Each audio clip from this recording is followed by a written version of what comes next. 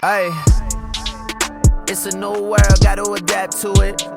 Innovation, information, more than the average. Rushing, please ignore the interruptions, cause this is digital discussions.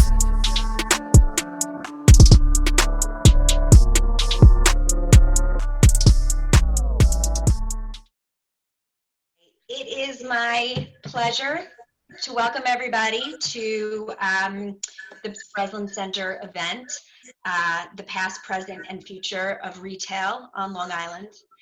I am Ashira Ostrow. I'm the Executive Director for the Wilbur F. Breslin Center for Real Estate Studies at Hofstra Law School. Just a couple of housekeeping notes.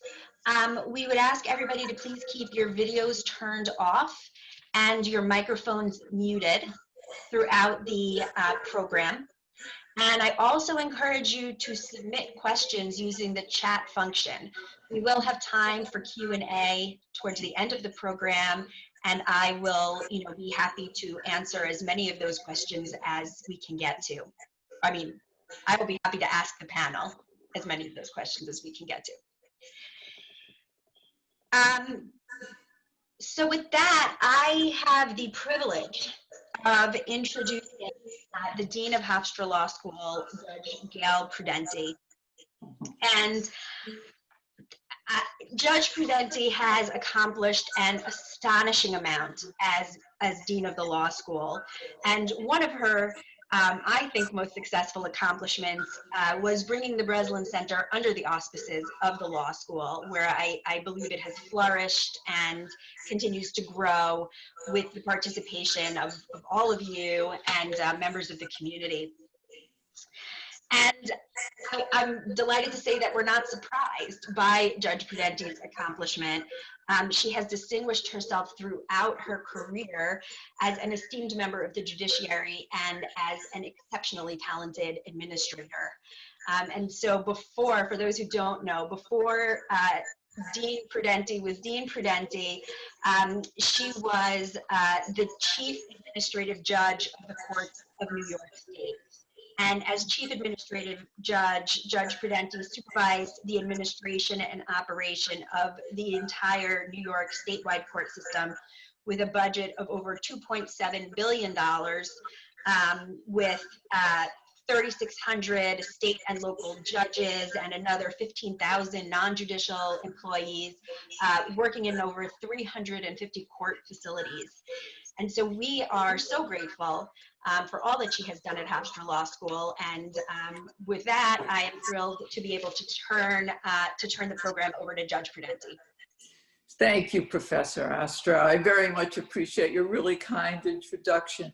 But today, it's my absolute pleasure to start off this program, which I am so excited to not only be a part of, but also to just sit back and watch what, this fabulous panel tell me about the future, the future, the past, the present of Long Island retail and real estate business.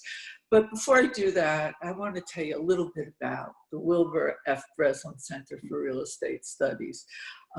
One of the highlights of my career as dean has been to be involved with the center. It's named after a gentleman, a charismatic gentleman, and one of Long Island's preeminent real estate developers, Wilbur Breslin, who Mr. Breslin dedicated his life and his career to improving Long Island, and I have seen it up close and personal as far as being a native Long Islander.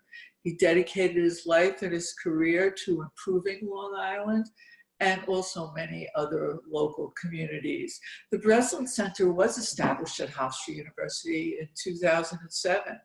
And with a view and a desire to provide real estate professionals, municipal officials, developers, and the public with information, education, and scholarly analysis of issues that were facing the real estate field. The center, and I have to tell you that my vision for the center was to bring in the very best professors, the very best business people, the very best in the real estate community to become a part of Hofstra Law School. And so I have to admit to you, I was the advocate to President Rabinowitz to ask him if Hofstra Law School could be part and really be a part of this program, to expand programs focusing on land use, zoning, and finance, which are the keys, really keys to success for the major issues on Long Island, such as we all want to see revitalization of downtown areas, and obviously the need for housing in all of our communities on Long Island. And the Breslin Center is designed to meet that need, the need of education and training of attorneys in the complex field of real estate law, offer instruction and foster relationships between the real estate community, professionals, and really to provide, and I think we are doing that, and I think we've seen that under Professor Ostro's leadership, a center of excellence for interdisciplinary studies of real estate business and law. It responds to a need of attorneys and with the skills and the training to navigate and hopefully help many others to navigate the challenging real estate market. With the resources of the law school, and we have a partnership with the excellent Sabre Business School, the Breslin Center is uniquely positioned to be the leading educational hub, which I believe it is, for our students and the Long Island real estate community. But I would be remiss if I didn't mention, in addition to founding the Breslin Center at Hofstra, Wilbur Breslin has played an active role in many significant initiatives at Hofstra University over many years. He has served as a trustee and a trustee emeritus. Hofstra is extremely grateful to Mr. Breslin, not only for his time, energy, and strong commitment, for being the person he is, a charismatic leader and a person who you just love to spend time with, who can tell a story better than anyone else about the history of Long Island real estate development. He has helped make Hofstra a world-class university and Long Island a really, really great place to live, work, and study. And so without further ado, I get to introduce an individual who Hofstra Law holds in the highest regard. He is one of our alumni, and he went to Hofstra Law School not that long ago. He's an alum from the class of 1987. And he is also a member of Hofstra Law's leadership board. And I owe him a personal debt of gratitude for that. He's the president of Breslin Realty Development Corp, and he has held that title for more than 10 years. He founded Breslin Realty, Inc., the brokerage division of Breslin Real Estate Development Corp., and co-founded, along with another one of our panelists, the Sabre Real Estate Group. He serves as a director on the Long Island Real Estate Group and also on the Association for a Better Long Island. Under Wilbur and Ken's leadership, Breslin Realty has grown from a small brokerage office to a multifaceted, experienced real estate firm and has developed in excess of 30 retail centers and currently manages over 10 million square feet of commercial real estate in 5 different states. It has represented well over 100 national and regional centers, including amongst them the Home Depot, Stop and Shop, Lowe's Home Improvement, Walmart, TJ Maxx, Trader Joe's, Orange Theory, and Starbucks Coffee.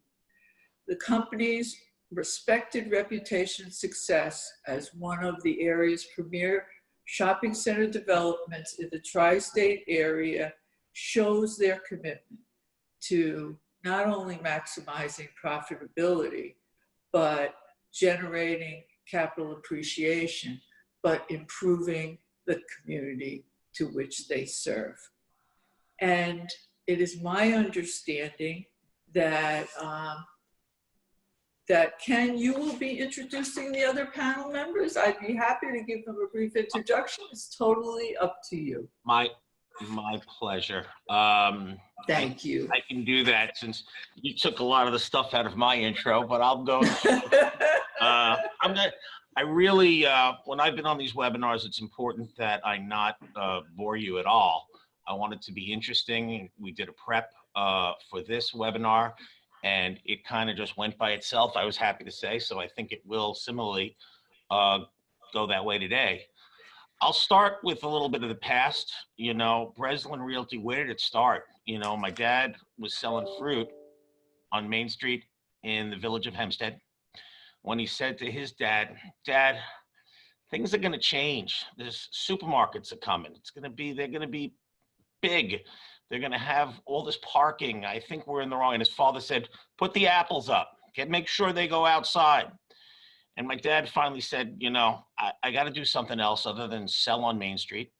So he went into the real estate business and he started selling houses. He was pretty good at it. He went from there to selling to leasing gas stations, 7-Elevens. And ultimately, he did his first shopping center in Franklin Square, the King Cullen. I don't know if any of you know it, on New Hyde Park Road. And then it was, the rest is history. Today, we, you know, manage over 30 centers on Long Island. Wilbur has been involved and in many, many residential communities throughout the island. And I think he would be really proud, and one of his proudest things is assembling land and land planning. He was one of the principals involved in the Pine Barrens Preservation Act, which occurred in the mid-90s when he was in a constant challenge and contest with environmental groups, and they settled it through the governor's office. So, you know, today we have evolved. We are evolving every day. The panelists with me today are guys I spend virtually every day with, and I depend on, Wilbur depends on, and each of them has stepped up in their way. I'll introduce them first because today's obvious thing to talk about is how's the pandemic affecting our world in the retail real estate world. And you know, it's funny. I was told weeks before it happened, Jayson Siano, who I'll introduce in a little bit, he came to me 2-3 weeks before this all happened, before density reductions, and he said, "Kenny, this is going to be big." And I hadn't really bought into it yet. But Jay, yes, you were right. This is really big. And I guess the guy who became our first responder at Breslin was Bob Delavale. He is our director of leasing. So in March, when this all happened, we all asked ourselves, what's going to happen with April's rents? What are we going to do? And it was up to Bob and other office colleagues. Beth Alderman, if you're listening, you should get some credit. But they had to contact every one of our tenants, or try to contact them and try to comfort them in one respect, and also understand what their obligations were. So Bob Delavale, I think I'm going to give you the first crack at discussing how you address the pandemic. Thank you, and I appreciate that. And I appreciate being able to wear a sport coat for the first time in about 4 months. It's been an interesting time, and I grew up in the retail business, so I think I come to the table with a unique understanding of what was going on in the retailer's head. And obviously I've been doing this for 35 years on the retail side of real estate. So I kind of know what's going on in the landlord's head.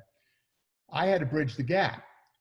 Clearly I had a bunch of tenants call me up in the beginning, and I'm thinking, okay, you know what? It's not so terrible. I have maybe 5, 6, 7 people call me up and say, we can't open and therefore we can't pay the rent. And we dealt with it on a one-off basis with each one. And then all of a sudden it was like the floodgates, you know, when you're in a rainstorm, all of a sudden you get a couple of drops, and then the next thing you know, you've got the floodgates open and it's pouring. I must have spoken to at least 95% of all of the tenants in our portfolio over the last 3 or 4 months.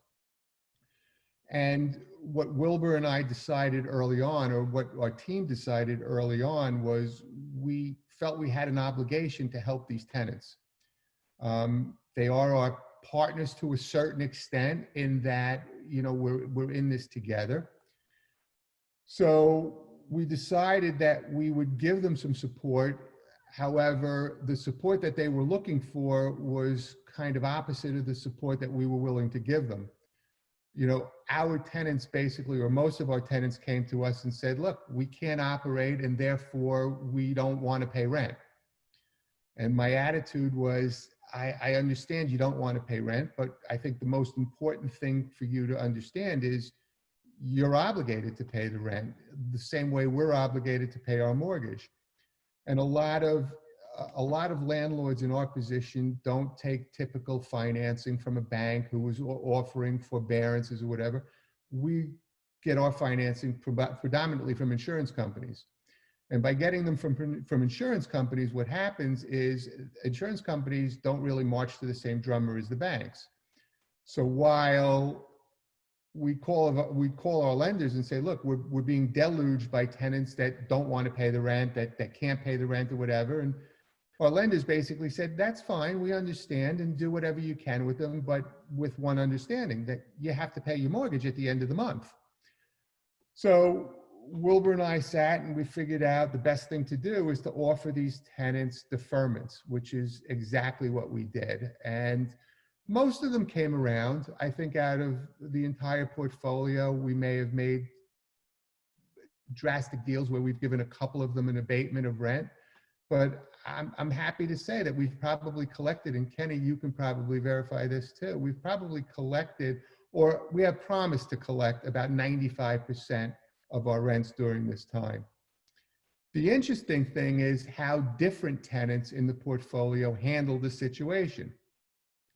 The truth of the matter is, most of the mom and pops don't understand their lease.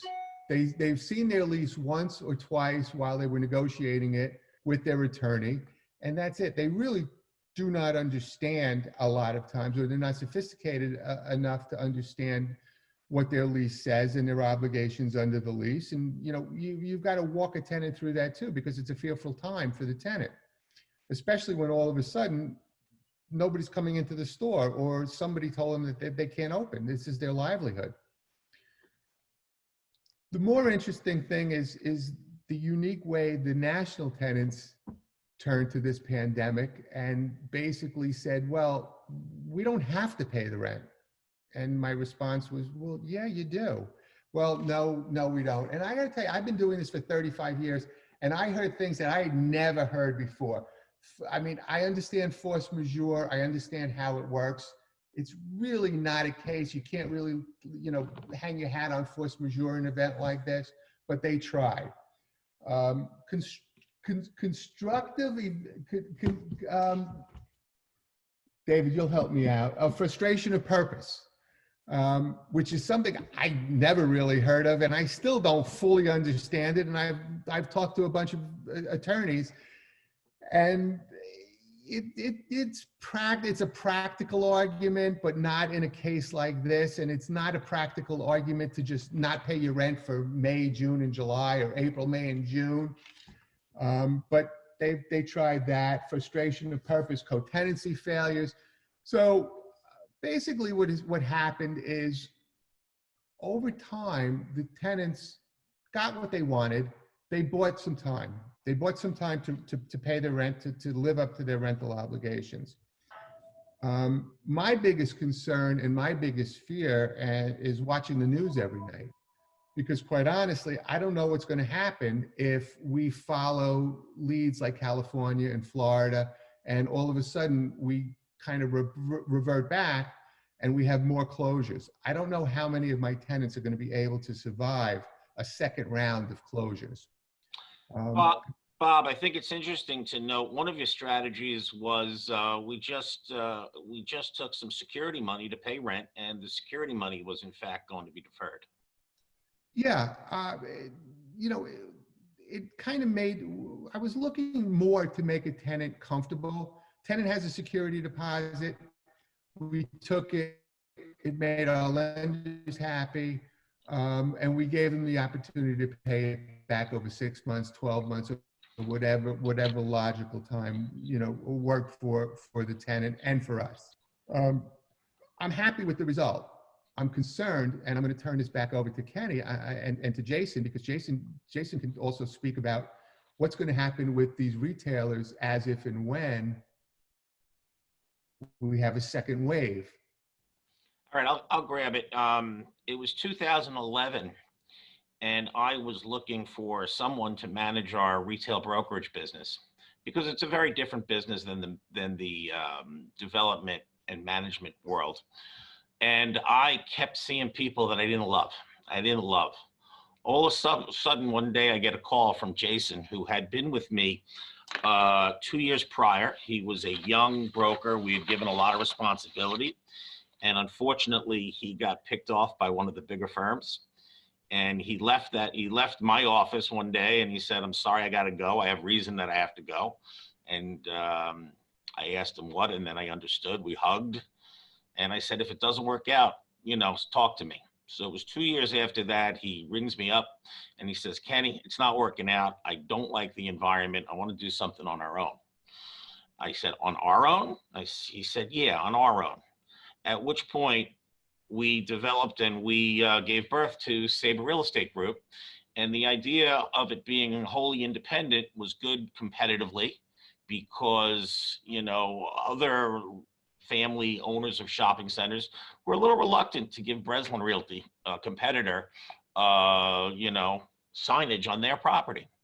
So Sabre Real Estate Group was born. Jayson is the managing partner of it. And Jayson has evolved, and I'm so proud of him for taking the business to a national platform today. And, you know, Jayson sees things way in advance. I'm curious to see what he sees today. He saw that big box work was slowing down, and instead he got very involved in national advisory work. With that said, Jay, please. Sure. Thank you for the kind introduction. So, you know, the landscape of retail has been changing for a long time. And, you know, when I started with the Breslin family back at the end of 2000, it was a very different environment. And that goes without saying. I focused all my time in the beginning of my career on Long Island, which is my home and my backyard. And I'm very proud to be based in Long Island and continue to have our main office in Garden City. And over time, to Kenny's point, you know, we had to focus on where retail was going and what the definition of retail is. And we've expanded beyond New York and opened an office in New Jersey, and which is a similar demographic, North Jersey to Long Island, and then later on in Manhattan, and built a network of folks across the U.S. I've spent the last month actually traveling a little bit throughout the U.S. because I study consumer behavior, which I think is a very important part of what's going on today. Bob and I, while prepping for this, we're talking about you know, what happens from here and what does the landscape look like.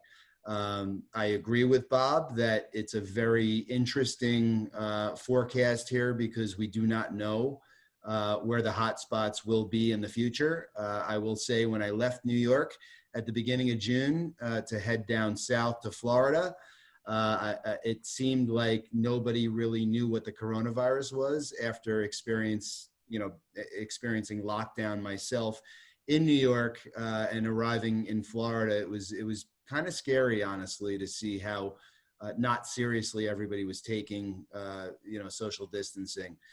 So today, you know, I'm back in New York and have been for about a week or so, and I'm self-quarantining. But, you know, it's not surprising to me why Florida is in the condition that it's in now. And to Kenny's point, you know, I learned a lot about the coronavirus before anybody was paying attention to it. And I've spent a lot of my time over the last 20 years in the business just focusing on the evolution of retail.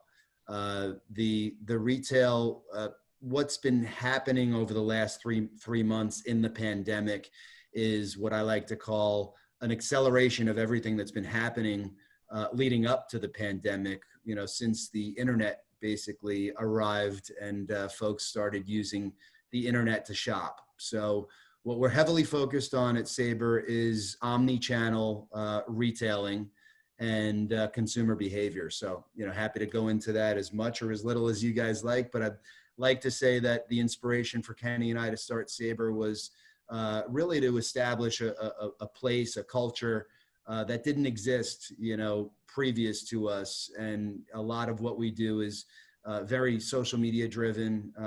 You know, I urge you to check out our social media footprint on all of the various platforms. And I'd like to say that we're innovating in a lot of ways, and I'm happy to discuss that further, but I do not want to hog the microphone. So thank you, Kenny. Okay. Thank you, Jay. You know, I never thought the big box reign would end, and it has ended. Now, you know, it's all about recreative reuse for properties. We're looking all sorts of different uses, whether it's it was medical and gyms. You know, the gyms have really taken a hit, and restaurants, they've taken a hit too. Now, you know, we're always looking for the next one. Vocational schools is the next one that seems to be getting some momentum. And as well, you know, we have a development business, and the development business, we had started looking at multifamily developments, transportation developments near trains and stuff like that. We, years prior, we had on staff David Orwasher. David Orwasher probably was with us in the, I'm going to say, late 90s, early 2000s. And then he got hired away, and he went and became senior vice president of Starbucks. As such, David was responsible for probably the first 900 stores on the East Coast. David has remained a friend and has recently come back to us and is heading our development world. David, what are you seeing out there? It's a very interesting question with respect to the pandemic. You know, I've been trained in working in real estate and as an attorney to be observing of both trends and to try to be a modeler and a predictor. And you know, just for a moment, Starbucks at its core is a finance and planning company that engages in understanding consumer behaviors and the larger psychosocial affect. And I think the pandemic has served to accelerate some of the changing consumptive patterns, besides issuing a serious problem to the service retailers, in particular restaurants, in this environment. But I think the big box world and the retail world and the value add perceptions about how people conduct themselves has been changing for some time. And now, you know, we're seeing the acceleration of some of these bankruptcies predicated on the pandemic, but really those trends were in place long before. So the big box retail experience is no longer a value add experience. And I've been focusing a bit of my time over here on asset classes, in particular multifamily, that are responsive to the changing environment. And again, this, I think, is a reflection of the larger environment that overarches over the pandemic, which is the tax environment and how people consume and spend their dollars, and live their lives and what they want out of their lives. So this, the social distancing and the inability to go to retailers, I think it will return, but in a far different way. There are so many people who will not re-engage in that pattern because I don't think it's perceived as the same value add any longer. So that I think is really interesting. Just, for a moment, I'll just digress to the multifamily on Long Island, which you're seeing as a large influx recently. And I think it's a grand reaction to the tax crisis, especially pertaining to millennials and empty nesters. As the real estate tax situation continues to escalate and deductibility and tax laws have changed, the expense is causing migration and disaffection with the embrace of the asset class. So that's what's causing some of this embrace of multifamily development, and we need to continue to evolve.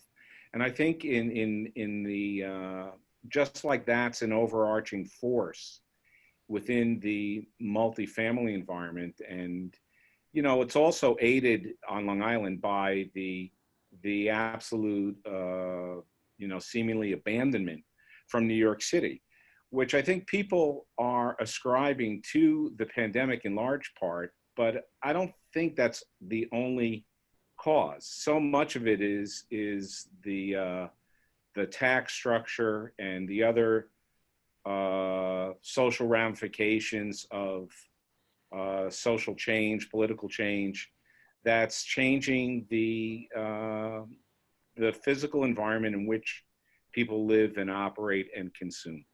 So I think that the whole cost benefit, and as reflected in lifestyle, is changing rapidly, and it's affecting real estate. So, one of the other affects over here that we have, at Breslin, I think we're not lucky. I think we're fortunate and planned and smart and have been a bit less vulnerable to some of the dying retailers because they're not predominant amongst our portfolio, because we've kind of been ahead of the curve and responsive to that. Those that have clung to it are going to be more vulnerable, especially, again, the value add proposition from the any investment, whether it's residential rent or retail rent. And Bob referenced this earlier, where we're sort of partners, although, I don't know that that's a phrase that would be loved internally, but we charge a price. The retailer charges a price to the consumer. The lender charges a price. There are debt coverage ratios and all kinds of other prophylactic measures to ensure that the money moves around in a profitable capitalistic manner. And when that's jarred, it reverberates across all of those industries, all of those cycles. And that's what we're seeing. In particular, with some of the things that I'm focusing on the multifamily side, that happens to be experiencing a cyclical increase because of all those other factors. But the retail, I think, is experiencing a significant cyclical change, except the cycle is one that we haven't seen before, which is, the elimination of classes of assets. But again, there are those of us who are been around long enough to remember when they first started with big box. So to see their demise is not necessarily terminal, maybe terminal for the big box, but it's not terminal for the category of retail because it's underpinned with consumption patterns, and we just need to adapt. David, I want to ask you, with the advent of Grubhub and Uber Eats and all these delivery services. If you were still at Starbucks and looking at the models to do store selection and whatnot, this is a game changer. I mean, I've heard of stores doing 30 and 40% on these deliveries now. They're going to be taking smaller stores. They're going to be needing less seats. It's going to be creating more parking available. So it's a game changer, and the municipalities are going to have to recalculate what parking needs really are for a shopping center. You have any thoughts on that? I think you're quite right about what you just said. I think also if sit-down restaurants are going to be maintaining social distancing for a longer period of time, maybe even permanently, unless they develop some ultraviolet light that's safe to consumption that can kill viruses. And if they have their space, it's going to create, I think, opportunity for larger aggregated kitchens and delivery and pickup arenas. So that's a repurposing of the physical real estate assets. At Starbucks, again, they're really very rigorous in constant reassessment and self-assessment.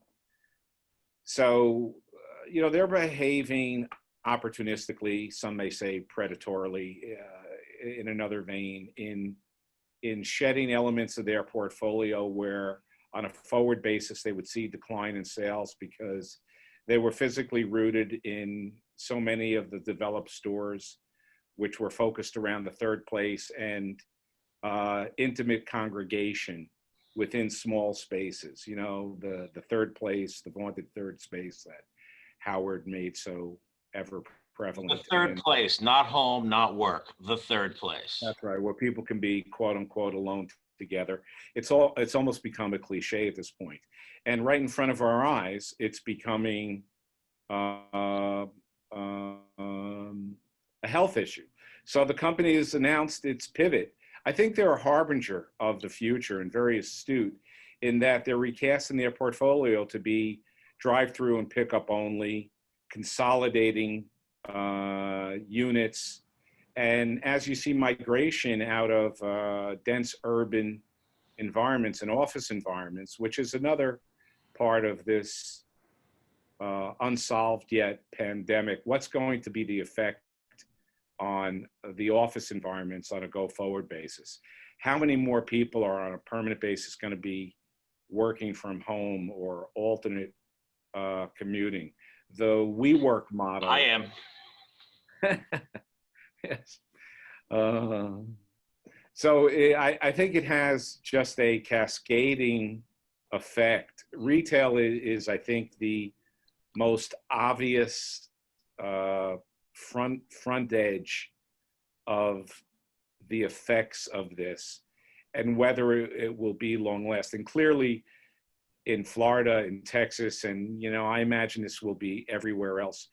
People are social animals, and they want to congregate and they want to attend events and they want to dine together. So I think the level of return to that, I think, will be accomplished, but I think the reverberating effect will be the cost equations, the rent chargeable, the sales doable, the operating expenses of the retailers, of the office environment, all of that.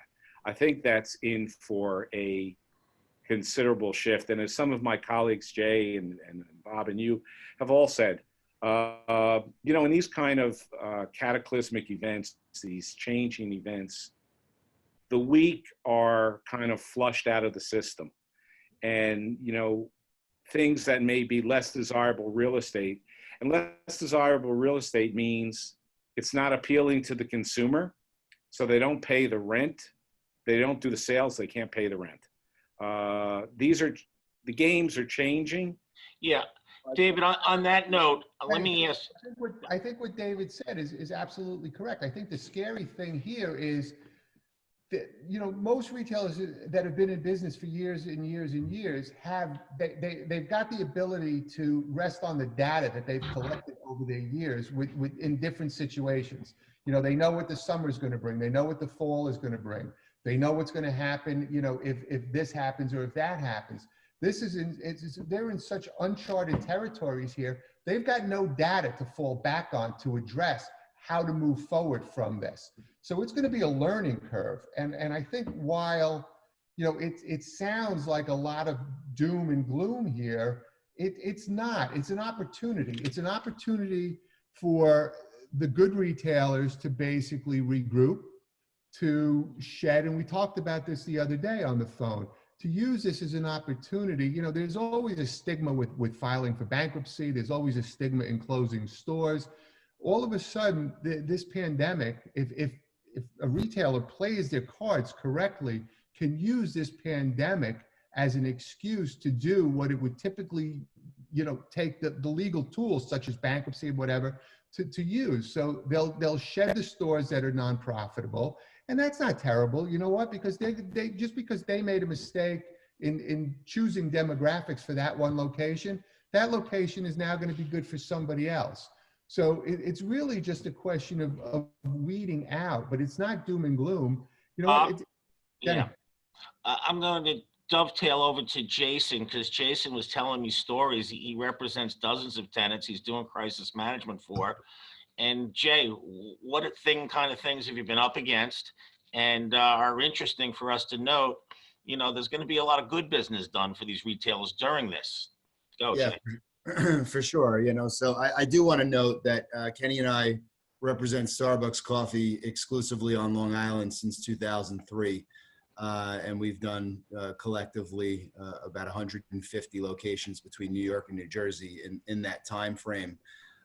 In 2003, around the same time, I also was traveling in LA visiting friends, discovered a concept called Chipotle, later brought that concept to New York through Long Island and designed their strategy and et cetera, et cetera. So I'm saying that because, my acute eye for figuring out what's unique in concepts, after that, European Wax Center in many states across the US. And then from there, Orange Theory Fitness from the first location. The list goes on. And at this point, Sabre's doing that on a national basis with the founders or the C-suite executives and advising them on their entire business and how to thrive when markets change and how to more or less design your strategy based on that. What the biggest challenge is, to answer your question, Kenny, is it's the trickle up effect, right? Which is a very common conversation that I'm having with the tenants that we work with. If a restaurant or a gym or anything that we consider to be a retail use is only allowed to operate at a 30 or 50% capacity, the pro forma that they used to decide what rent they can pay at that location is out the window, right? The minute that a restaurant can come back and only operate at 50%, they simply can't afford to pay their rent. So the biggest problem right now, and why it's going to get a lot worse before it gets better, is that deferment is a short-term solution to a major problem, because you have, like I said, the trickle up effect. You have tenants who can't afford to pay their rent. You have landlords who can't afford to eat the rent. And you have lenders who are, looking to the government for support. And that's really where I see the biggest challenge moving forward, because it's not about the tenant not wanting to pay rent. It's about whether or not they can pay rent. And that's the biggest challenge that I see moving forward. From a specific tenant standpoint, we represent a lot of tenants in that have locations in New York City and LA and Miami and Chicago, high street locations paying premium rents. And, at this point in time, we're having discussions with their landlords to figure out a unique solution that's fair for all parties. And that's the biggest challenge, because once you get past tenants who can afford to pay their rent are happy to do it.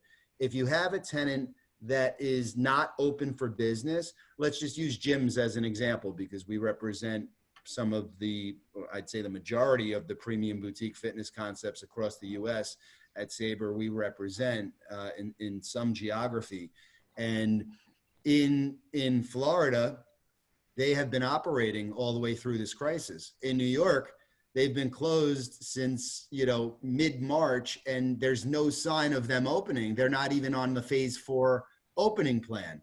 So how is any gym, any Orange Theory, any, you name it, how are they going to open back up and not only pay the rent that they're supposed to pay at 100% capacity when their business wasn't interrupted, but also pay on top of that the rent that they owe their landlords for the 3, 4, who knows, 6 months that they owe. I have an example. I was talking to Y7 is a yoga boutique fitness place, and they said, Kenny, we typically have 28 mats on the floor. In the city, given that I can't be in touch with anyone 6 feet on either side, that's a 12-foot radius. I'm down to, from 28 mats, I'm down to 8 or 9 mats. Correct. So yeah. Even if they can open and they have 8 or 9 mats, it's a fundamental change. They're not going to be able to pay rent. They're going to have to make decisions, and relocations are going to occur as a consequence, and resetting of rents. It's going to be. Absolutely. And to piggyback onto that, Kenny, it's way bigger than that, because this forced experiment that we all were forced into in March has changed consumer behavior and habits. Bob used a great example. I don't love the example because we represent Starbucks. We're Starbucks partner, but Bob brought up, if I went to Starbucks 2 times a day in my normal routine prior to being on lockdown, am I going to go back to Starbucks? Am I going to, get back into that routine and that habit? And quite honestly, I think humans forget pretty fast, and I'm noticing that and witnessing that already. But Kenny, the bigger issue is that in the fitness industry, you have these coaches and these trainers that are paid a lot of money at boutique fitness concepts that, have helped them become celebrities through social media and other platforms, that are making more money with their laptop and Venmo at home than they are when they're teaching a class for Y7 or Barry's Boot Camp or Soul Cycle. And that's created a completely different platform for these people to go out and make more money than they were previously. So take that into effect, take the unemployment factor into effect when you have people who are collecting $600 through the end of July that are just taking that money and not going back to work, and everything else that's happening. I have questions. Yeah, I wonder if I could jump in because I know we're going to run out of time. And so actually, I have a bunch of questions, but I guess one of them is you've all mentioned that the pandemic has perhaps accelerated a trend in retail that was occurring long before, kind of since the advent of the internet and certainly Amazon. And I'm just curious about it. If you could talk a little bit more about what was going on with big box. And also if you've noticed, which I did, that during the pandemic, the lines to get into Walmart and Target were hours long. So I can order as much as I want off the Target website. And in fact, they'll still deliver it to me, often within hours. And there was something about being in a physical store, about being in Target and being able to browse products that was very appealing. So much that I think a lot of people were willing to risk, whatever exposure to COVID in order to be able to do that. And so I'm just curious how that plays into some of what you're predicting, some of what you have said occurred in the past, and then are also predicting trends in the future. Well, I got a great one. I mean, my son, Justin, who I'm sure is listening, and some of you know, Yes. He's always coming up with ideas. And one of his ideas during this thing is like, Dad, this curbside pickup could be a big game changer. And I poo-pooed him a little bit, but then he went into more detail and he researched it. And there are curbside companies that are going to landlords, getting licenses on shopping centers, and they are representing the shopping centers. They're creating identifiable spaces and lots. And the goods are basically being called for, and it's coming out to spot maybe A3. I thought that was a really interesting thing. I think that's a real game changer. And as David, you said in prep, I don't know if any of you remember service merchandise stores. Anybody? Or consumers Sure. distributors?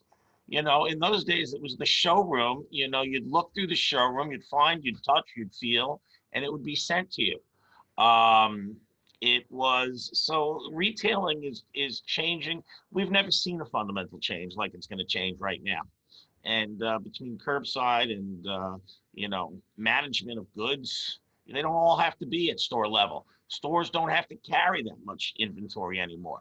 So the 90,000 foot store is going to be 40,000 feet. Other thoughts? Yeah, I think that, to piggyback onto that, there are a lot of smart companies out there that have seen the evolution and are, ahead of it. A lot of direct to consumer brands obviously have opened up brick and mortar locations, and those brick and mortar locations actually prop up their internet sales, right? So we're well aware of all of that, but the reality is today that not every town or neighborhood needs a Gap or a Banana Republic. So, a lot of these concepts like Bonobos, Untuckit, Warby Parker, it's more of the showrooming concept where you're going in, you're trying your stuff on, and you're, ordering it online, even in the store, leaving without a shopping bag and it's being shipped directly to your house. So, Amazon is the most obvious company to talk about. I saw a question in the chat box about the repurposing of real estate, things of that nature. It's why you see Amazon looking at AMC to possibly acquire their portfolio, looking at JCPenney, right? Because they're looking at distribution, and they are the definition of, the future of retailing, and how they can use the different businesses that they acquire, like Whole Foods, as drop shipping points. And the logistics from there are going to continue. So, I think it's going to change the landscape of neighborhoods. The malls are going to have a really big challenge ahead of them because they've also been dated in nature. And, once you see department stores closing for good, you're going to have to find really interesting entertainment use concepts to fill those larger boxes, or you're going to have a lot of dead space that nobody can occupy, and nobody at a mall wants a dead anchor. Yeah, you're right, Jay. But what that does is it kind of gives rise to, and we all know that the real estate business is cyclical. So you know what? The malls were prevalent, and then all of a sudden, the street centers, the shopping centers, the regional highway shopping centers kind of had a downturn. Now you're going to have just the opposite. I think now you're going to find a lot of the mall tenants. Look, national tenants can't close stores. They have to answer to Wall Street.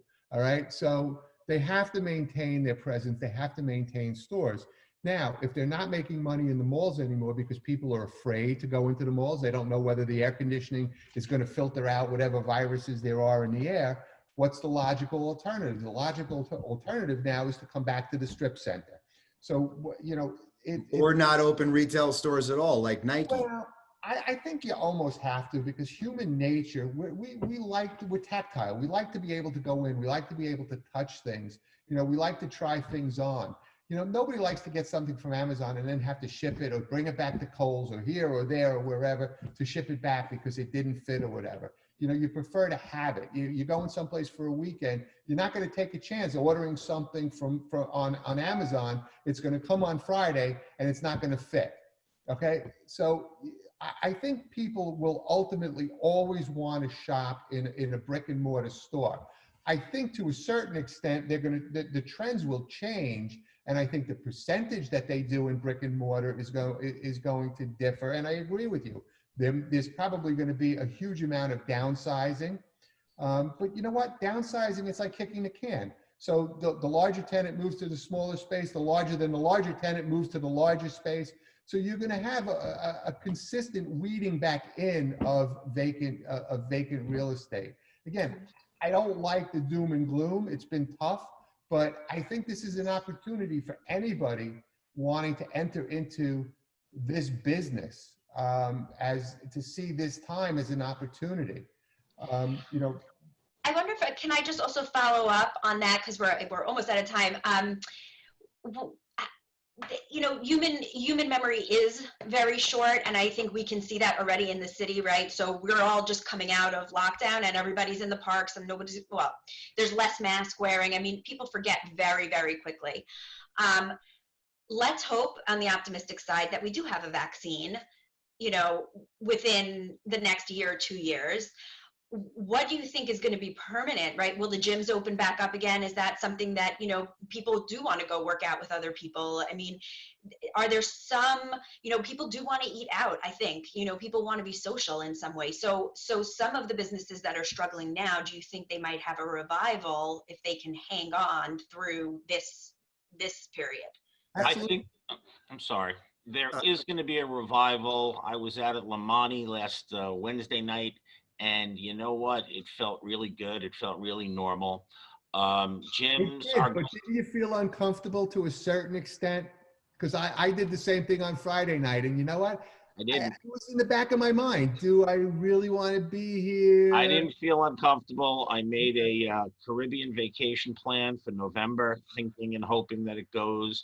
And I think the question is, gyms and things like that are going to have to evolve. Jayson represents a gym called Solid Core. He told me they were built for this, as it turned out. You know, they have Pilates machines every 6-8 feet. You stay on that machine for your whole hour there. There's no, you know, you're not going, it's not circuit training. And I think more gyms are going to have to evolve towards that way. A guy like Orange Theory Fitness, which was based upon circuit training, they're going to have to refigure it.